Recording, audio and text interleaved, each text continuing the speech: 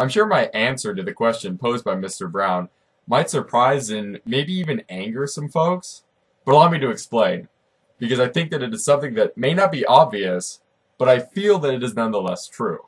I see the difference between the debates of Barack Obama versus Ron Paul to be very distinct when compared to that of Obama versus Romney, just as much as I find the policy of Barack Obama to be different from Ron Paul's.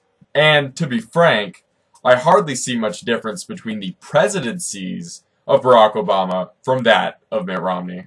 And that's the part where people might be surprised, but as a libertarian, I find it very apparent. In my opinion, the policies of Obama and Romney, as well as nearly all Democrats and Republicans alike, are so similar that it is hardly even a choice for America. It's mostly just semantics and moral judgments, from my perspective.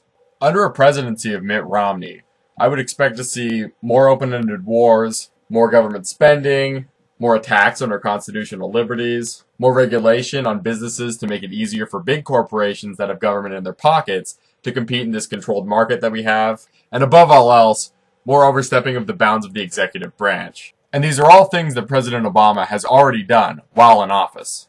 To an anti-authoritarian like me, a statist, no matter what party they claim to identify with, is still a statist. There is no difference between my rights being taken away in the name of the people, just as there is none between them being taken away in the name of business, or the poor, or the army, or the king, or God. And this is how an Obama versus Paul debate would be so interesting. It would be a man who would use the power of force and coercion that the government holds to achieve his goals, versus a man who believes in and respects individual will and will uphold the ideals of personal liberty. And that's the great difference between the two possible debates.